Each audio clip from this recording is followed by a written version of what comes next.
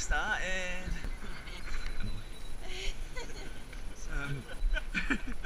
How do you think we're going to... I went to bed last night and I was like, must have forgotten something. And I was like almost asleep and I was like, SD card.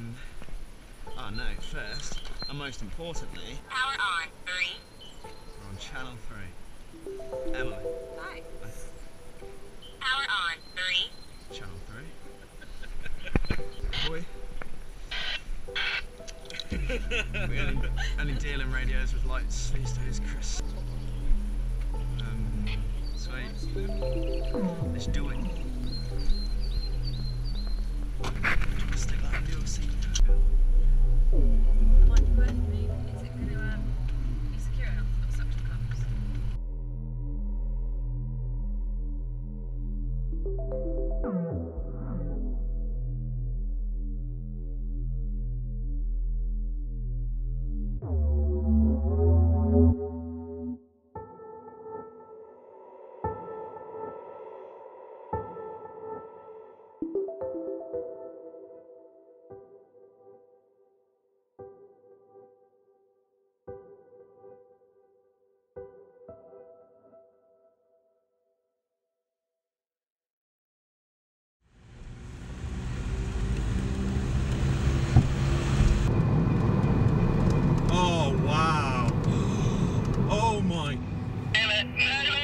That is stunning.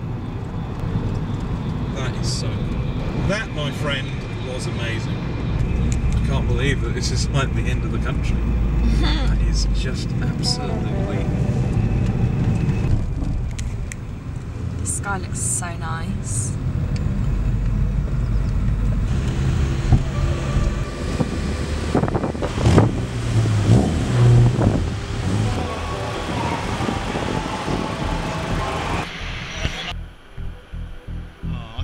Think what I need to take on.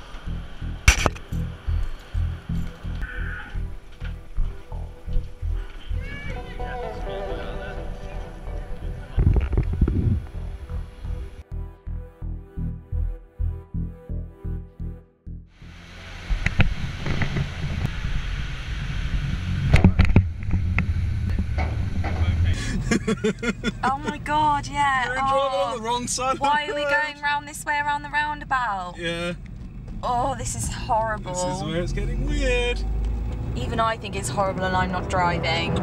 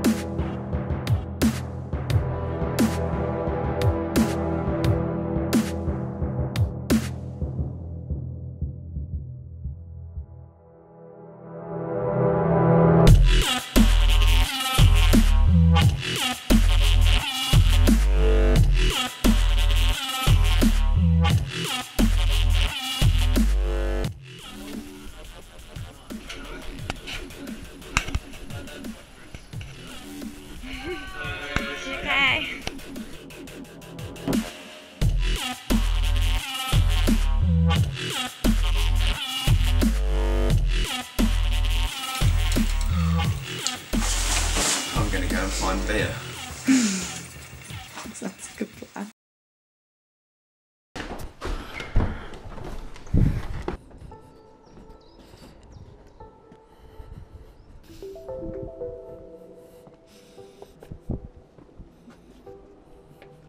Okay, so I'm Martin Bird. This is the Hotel Bergstube, and I've been here since 2007 with the business, but I first came to the Nürburgring in 2005. I was originally invited by a friend of a friend. The mutual friend never came back, and I started to come with a completely different bunch of people that I didn't know, which is very normal for here. I came here for 3 days in 2005. I was here for 6 weeks in 2006. In 2007 I lived here, so the bug bites pretty fast. Hi, I'm Adele. I come from County Durham and I've been coming to Nürburgring since 2008 in my Mini Cooper S, which is modified. It's a 2005 plate, it's a R53 with a lot of modifications to suit the track. Nürburgring was the first track that I ever did and I've been hooked ever since. I've done 16 trips now and hundreds of laps. You see everything on lap, like things you won't believe. I've passed motorbikes with sidecars, I've passed buses, and then the next minute you've got Lamborghinis, Ferraris, Porsche, everything just passing you. It's the most insane place. I also come back to the community because it's just unbelievable. I always actually call it my second home because all your friends are here when you get here. It's just fantastic. I'm Mike Solo, and originally from Midland, Odessa, Texas, in the middle of nowhere. Moved here in 2009 and lived actually at the Bergstube for several years, and eventually became an instructor here, so I've lost count the number of laps. Whatever you need to take to do that, I'm quite happy to, you can follow me down. See if I can keep up.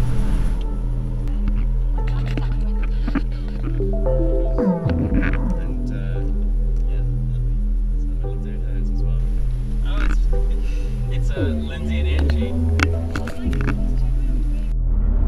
This is one that people get wrong a lot, and as you can see, it's like a tourist crash extravaganza. Right, yeah. All the beer carts are out. They have beer trucks here, so people drink beer and watch crashes.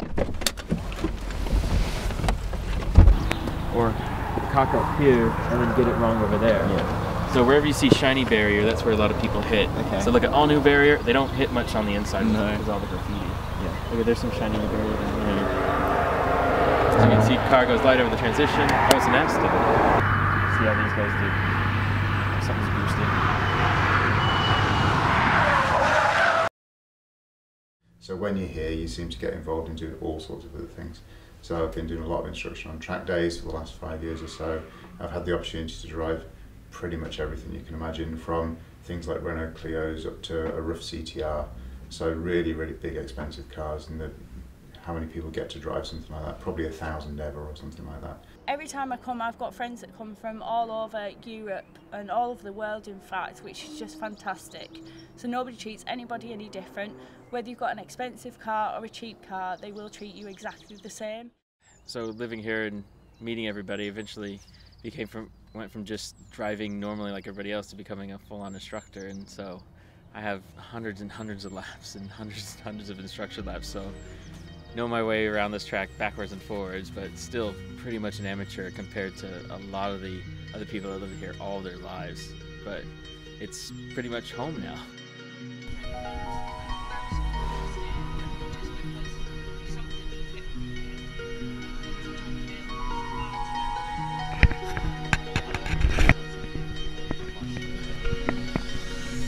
You've asked me about my personal best to date, 7:10.89. It felt rather calm, and whilst slow would be the wrong word, certainly in control, everything happening in the right order. I'd given up on any ideas of speed or achievement. It's a very powerful state to be in. To not really care is... It worked very well. I maintained relaxed, calm, timely.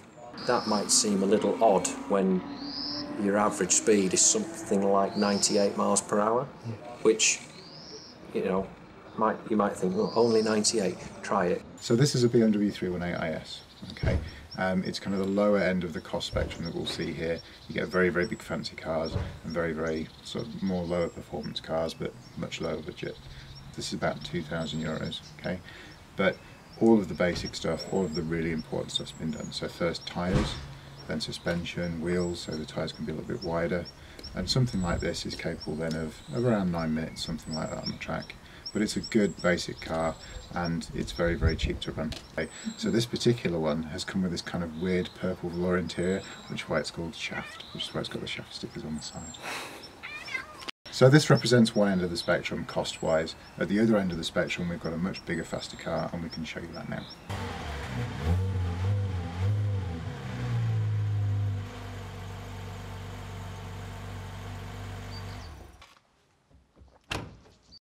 So at the other end of the spectrum, we have something like this. This is a 997 GT3, a seriously expensive car compared to the BMW beforehand.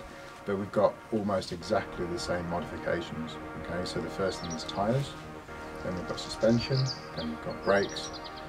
Pretty much the same kind of thing, although much, much more expensive to run. So the BMW might cost something like 50 euros a lap to run. This is probably something more like 350 euros a lap. So this is right at the other end.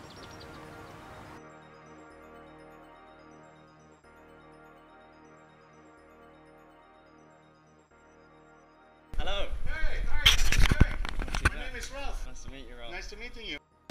Hello everybody, welcome to Nürburgring. I'm Ralph and I'm one of the owners with my cousin Freddy together. What are we doing? Oh, we're doing a lot.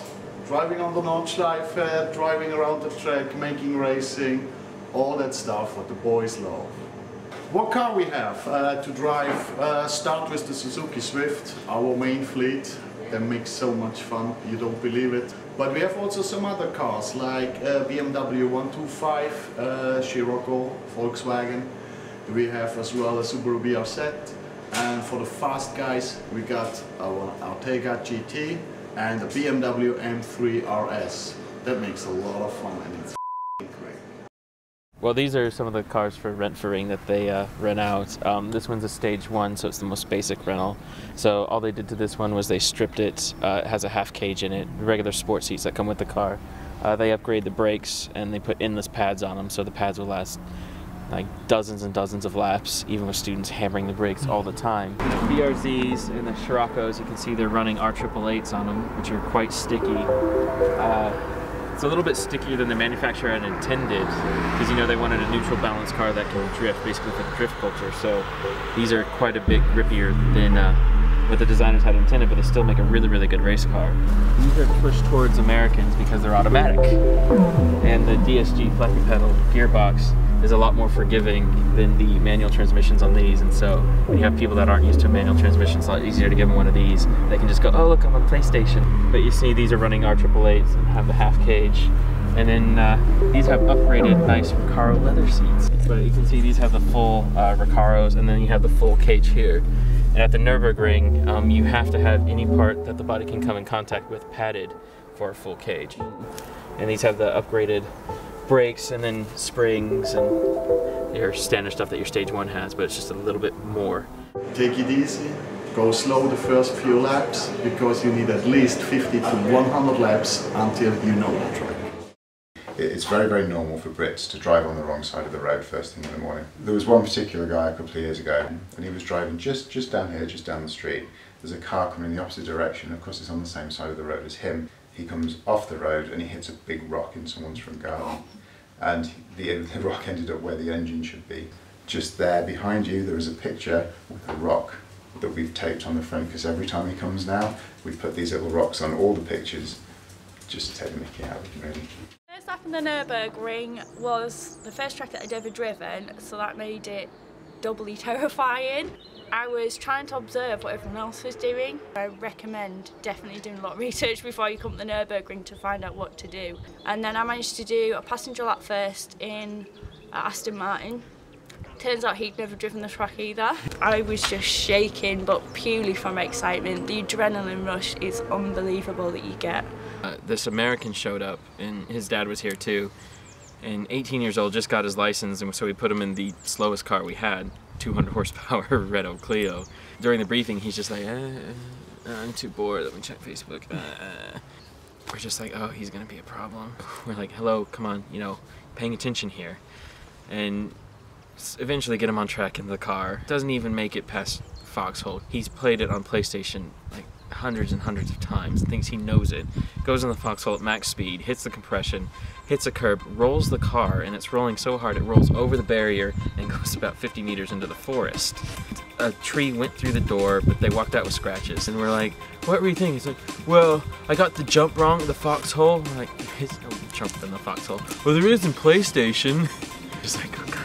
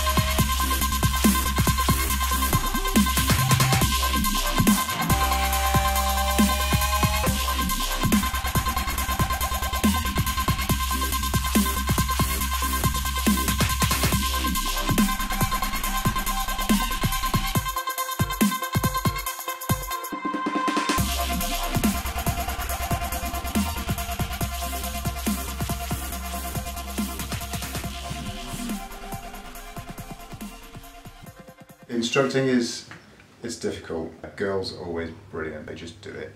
And they really learn from it, and they really want to learn from it. When you get a guy in a car, you have the people who want to show off and the people who want to impress you, and they are just the worst. That's when it gets really dangerous. I actually have a slip disc in my neck just about here from an accident I had on the track when someone just wouldn't listen. So the danger is very real sometimes. At home I find a lot of people have interest in your car, they'll walk around your car, they take pictures, and that's the end of it. They don't seem to interact as much, but when you come here it's just a whole different ball game. They offer to give you laps in their cars, and these are cars that you'd never ever even see in the UK, let alone have a passenger lap around the Nürburgring in, so you really can't beat it. It's just out of this world, definitely. The community is really good because we're all in it together and everybody knows everybody, but in a good way, in a bad way sometimes. Oh, getting to drive every kind of car there is, you know, from my Rover Metro 1.1 to Ferraris and Porsche GT3s, and then, you know, just meeting really nice people. That's the best part about it. So.